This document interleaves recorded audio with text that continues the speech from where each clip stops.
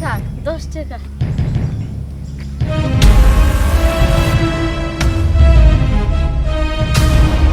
Sir কি দেখেন? না মানে এই ছবিটা কার?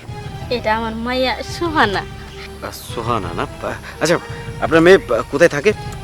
বাবা দুঃখের কথা মনে করে দিলা, কি আর কম তোমারে। আমার মায়া এখন কই আছে আমি নিজেও জানি না। 6-7 বছর আগে মাইয়ার ঢাকা আইছিল লেখাপড়া করার জন্য, তারপরে আর কোনো খোঁজ খবর পাই নাই। আমিও আইলাম ঢাকা শহর, যদি খোঁজ খবর পাই, কিন্তু না, বাইসা আছে কিনা মরে গেছে তাও জানি না। এই ছবির মানুষটা যদি আপনার মেয়ে হয় তাহলে আপনার মেয়ে বেঁচে আছে, কিন্তু একটা সমস্যা। আপনি বলছেন আপনার মেয়ের নাম সোহানা, কিন্তু ওর নাম তো পায়েল। কি কইতাছো বাজান? ও বাজান, আমার মাইয়া বাইসা আছে। ও বাজান, আল্লাহর দোয়াই লাগে, আমার মায়ের কাছে একটু নিয়ে যাও না, নিয়ে যাবা গো। শান্ত হন, কান্না করবেন না প্লিজ। আচ্ছা, আপনি আমার সাথে আসুন। একটা কথা বলুন তো, আপনার এই ছেলের বুদ্ধি হবে কবে?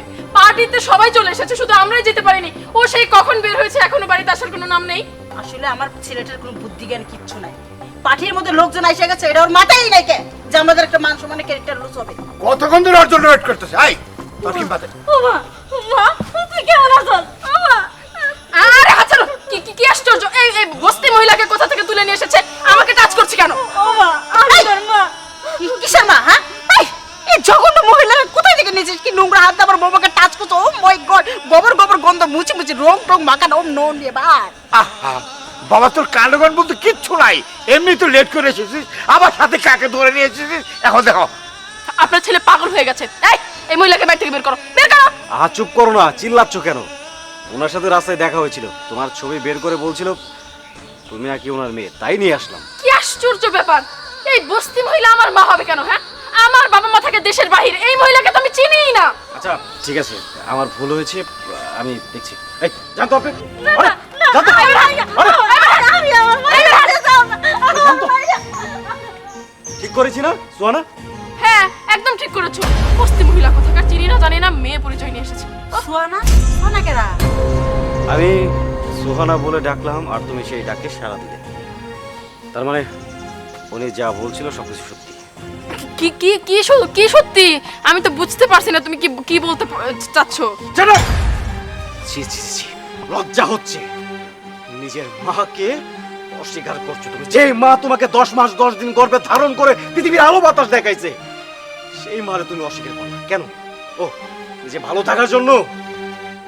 আরে সত্যিটা আমাকে বলতে পারতা, কিন্তু তুমি সত্যিটা বলনি। অন্যায় করেছো তুমি। আরে তুমি তো কিছুদিন পরে আমার থেকে ভালো বেটার কাউকে পরে আমাকে রেখে চলে যাবে। আর কিছু বলতে হবে না, আমি বুঝতে পেরেছি তুমি সবকিছু জেনে গেছো।